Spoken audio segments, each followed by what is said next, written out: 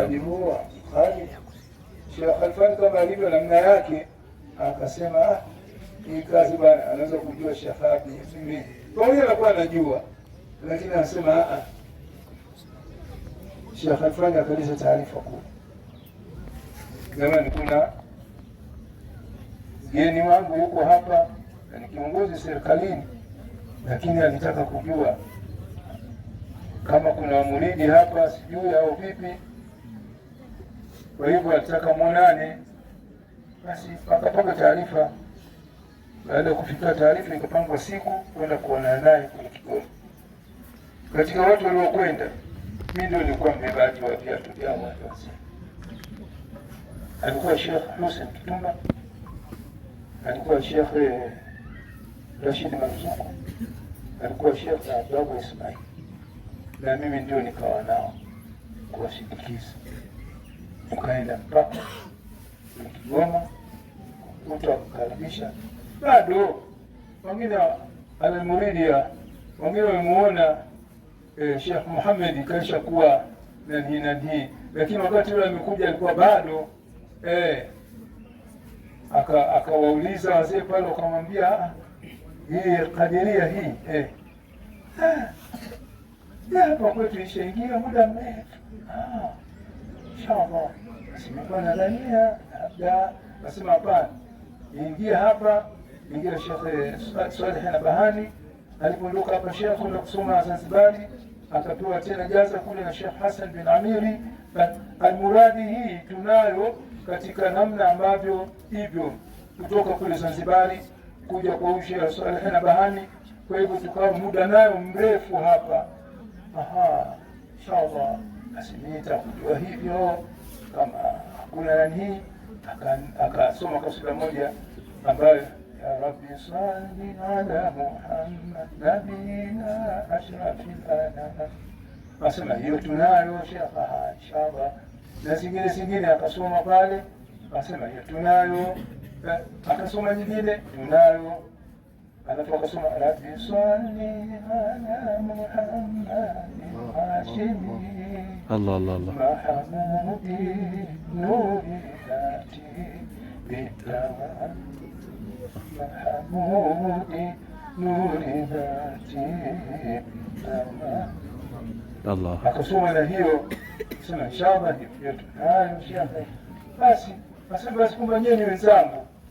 Kwa hivyo akaja kuwa hapa Kigoma, ni kwamba muridi huu Sheikh Muhammad bin Nasur alikukuta muridi huu upo, basi akafurahika kuona kwamba kumbe hapa wako wenzangu. Hivyo akaona raha sana kuona kwamba hapa wapo na hawa kina Sheikh Marzuku wale Sheikh Hussein wakikutana na Sheikh Hauke, ikifikia mahala hapa kama hivi hapa majambo yangichanika, jinsi walivyokuwa na hali ya kudhikiri wale watu zamani. Basi wameondoka na nguvu yao, tumebakia sisi hapo kudhikiri saa moja tu, hoi tabana, hata saa ifiki, lakini walikuwa wanapiga mpaka unasikia vifua vile nani, jinsi alivyo Mwenyezi Mungu alivyowapa nani yao kifua. Kwa kweli wamepita, ukija kukuta au mashaushi anapotembea na riwaya wakati wanakwenda anazunguka nayo mpaka unaona raha. Sasa hivi hakuna tena, kuna maskini. Alhamdulillah walituachia vitu kama hivyo, na Sheikh akaja akaona watu wa nini, basi akaona kumbe hapa wako wenzangu. Kwa hivyo huu muridi Sheikh Muhammad Nasr amekuta upo kwa wazee wetu, na mimi kuja kutumulia vitabu nikakuta hata hii wasila hii imeandikwa kwa mkono, vitabu vya zamani. Hii wasila tu Shafii hii imechapishwa siku hizi kwa namna yake, lakini nimekuta kwenye kitabu cha Sheikh Abdul Muhsin Kitumba, wasila hii imeandikwa kwa mkono. Sasa kuja kuona siku hizi inatoka, nikaona watu wengine wanaona kwamba ndio imetoka upya sasa hivi. Hapana, wameiboresha, lakini tangu wakati huo mashaka alikuwa nayo. Inshallah hii nilipenda nianzie hapo kwa kuonyesha bibi huyu alikuwa katika hali ya namna hii. Msomaji wa Qur'ani, amesomea Qur'ani. Siku moja tumekwenda kwa Sheikh Azuba kule kwenye kituo chake, basi alikuwa anafanya maonyesho katika madrasa yake. Alimleta Sharifu kutoka ndani huko Lamu. Alikuwepo pale, alikuwa sharifu yule, hayafanyi mambo isiyokuwa yale ambayo anakuwa ameelekezwa. Na kwa kweli ilipofika pale, mpaka Sheikh Kazuba alipata shida katika vijana wake mama, katika kutoa zile shahada, yeye kule shahada zake ni kuwavika vilemba.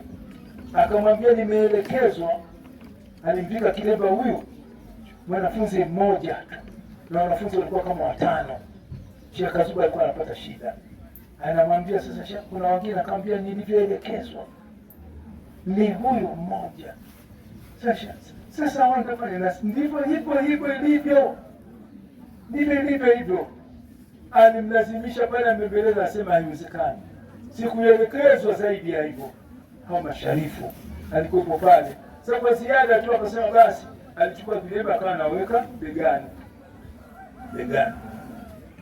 Akapata nafasi kijana huyo akasoma Qur'an. Aliposoma Qur'an ikabidi amwite, akamuuliza, wewe msomaji Qur'an kutoka wapi? Kutoka hapo Kigoma Ujiji.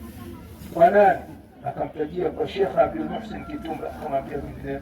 Alipotaja tu kwa Sheikh Abdul Muhsin Kitumba alikwenda, akamwambia, hakumuuliza tena nini wala nini, kuonekana kwamba huyo Sheikh huyo, hao masharifu walikuwa wanamtambua Sheikh Abdul Muhsin Kitumba. Maana hakusema wewe umesoka, bali kutaja tu, akamwambia nenda kakaa.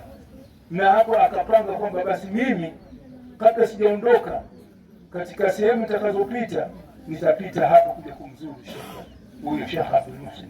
Na kweli alitoka kule, tukazunguka kule moja kwa moja, akaja mpaka Mkana madrasani, akaonyesha sehemu Sheikh huyo, akaenda akamzuru pale, akaja akawazuru vijana, akawaombea dua.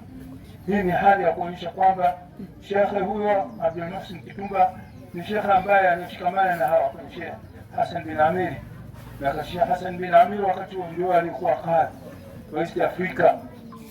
Kwa hivyo akampa jaza Sheikh katika wale mashekhe ambao katika mtandao siku moja tunaona katika mashekhe wakuu Afrika Mashariki alikuwemo na Sheikh Abdul Muhsin Kitumba, katika wale ambao katika mtandao tuliona siku moja wametolewa, kuonyesha kwamba nafasi yake ilikuwa nzuri, kwa sababu alikubaliwa sana na Sheikh Hassan bin Amir.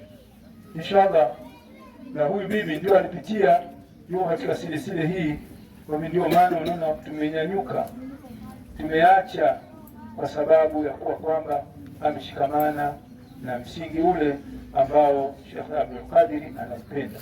Mwenyezi Mungu amweke mahala pema bibi huyo. Amin. Baada ya kusema haya, hotuba yetu ya jana ilikuwa inakimiza sana ittaqullah haitha ma kunta.